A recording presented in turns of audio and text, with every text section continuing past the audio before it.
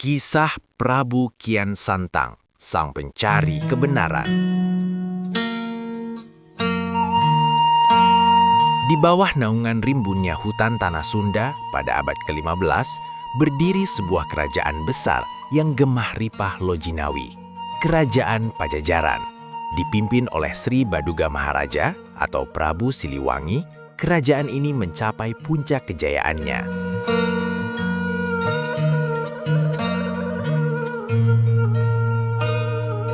Di istana yang megah, lahir seorang putra dari rahim Nyai Subang Larang yang bernama Kian Santang. Sejak kecil, Kian Santang bukanlah pangeran biasa. Jika kakaknya, Pangeran Walang Sungsang, lebih condong pada kebijaksanaan budi, Kian Santang adalah perwujudan dari kekuatan fisik yang luar biasa. Ia dididik oleh guru-guru terbaik, mempelajari ilmu bela diri, filsafat, dan strategi perang. Namun, ada satu hal yang unik. Tak ada satupun senjata di dunia ini yang mampu menembus kulitnya. Ia tumbuh menjadi pemuda yang gagah, namun memiliki kekosongan di dalam hatinya.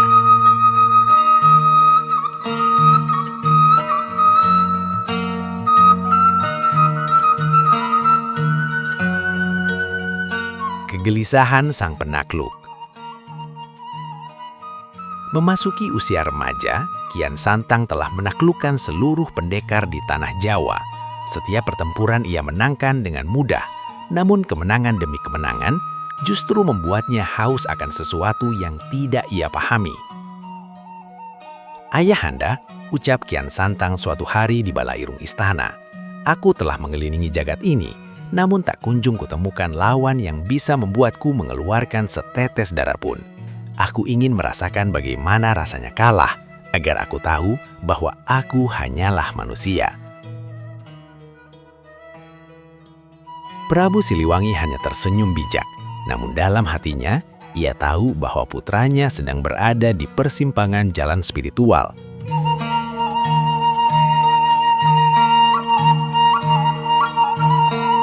Kian Santang kemudian melakukan tapa berata di gunung-gunung tinggi, meminta petunjuk kepada Sang Hyang Kersa. Hingga suatu malam, ia mendapatkan bisikan gaib. "Jika kau ingin mencari lawan yang sepadan, pergilah ke arah barat, menyeberangi samudra, menuju tanah tandus yang disebut Mekah. Di sana ada seseorang bernama Ali yang bisa mengalahkanmu." Perjalanan menuju Tanah Suci.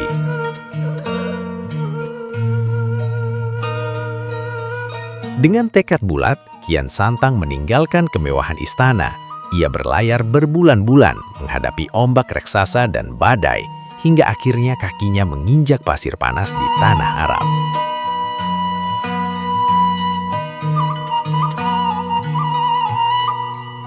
Di pesisir, ia bertemu dengan seorang kakek tua yang sedang membawa tongkat.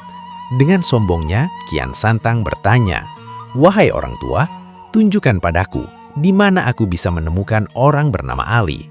Sang kakek tersenyum dan berkata, "Aku mengenalnya, namun sebelum kau menemuinya, tolong bantu aku.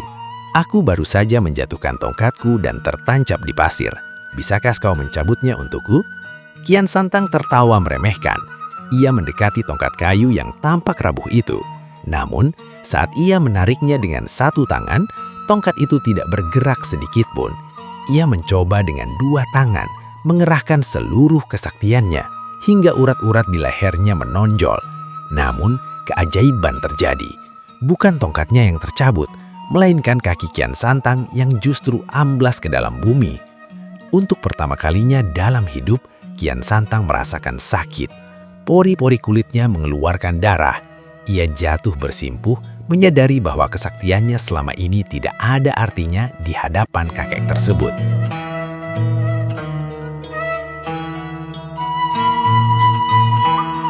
"Siapakah engkau sebenarnya?" tanya Kian Santang dengan suara bergetar. "Akulah Ali yang kau cari," jawab sang kakek. Momen itu menjadi titik balik hidup sang pangeran. Ia melepaskan segala kesombongannya dan memohon untuk menjadi murid Sayyidina Ali.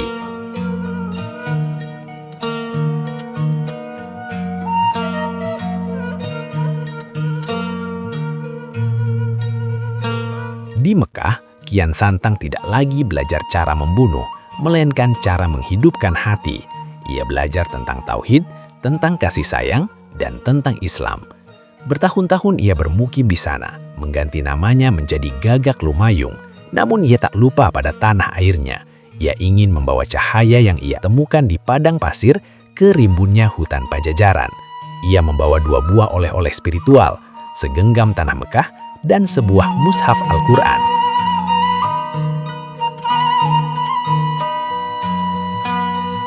Kembalinya Kian Santang ke Pajajaran disambut dengan sukacita sekaligus ketegangan. Ia datang bukan sebagai panglima perang yang haus darah, melainkan sebagai pendakwah yang lembut.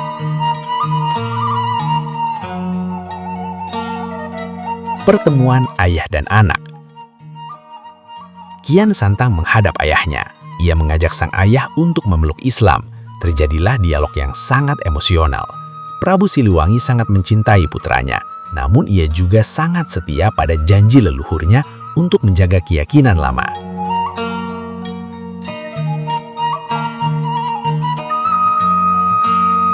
"Putraku," ujar Prabu Siliwangi, "cahaya yang kau bawa sungguh indah.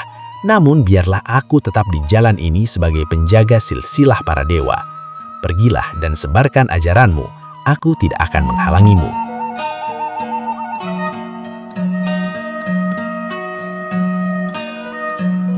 Demi menjaga keharmonisan dan menghindari konflik, Prabu Siliwangi memilih untuk mengasingkan diri ke arah selatan, ke hutan Sancang. Legenda mengatakan bahwa sang Prabu tidak mati, melainkan menghiang atau menghilang ke alam gaib bersama para pengikutnya yang berubah wujud menjadi harimau putih. Kian Santang sedih, namun ia mengerti bahwa hidayah adalah milik Yang Maha Kuasa. Ia kemudian menetap di wilayah Godok, Garut. Di sana ia membangun pesantren, mengajarkan syariat Islam, dan membantu rakyat kecil hingga akhir hayatnya. Prabu Kian Santang wafat dan dimakamkan di lereng Gunung Karacak, sebuah tempat yang kini dikenal sebagai Makam Godok. Kisahnya bukan sekedar dongeng tentang kesaktian, melainkan pengingat bahwa kekuatan sejati manusia bukan terletak pada kebalnya kulit terhadap senjata, melainkan pada tunduknya hati kepada Sang Pencipta. Hingga hari ini, namanya tetap harum. Ia adalah jembatan antara masa lalu Pajajaran yang agung dengan masa depan Jawa Barat yang religius.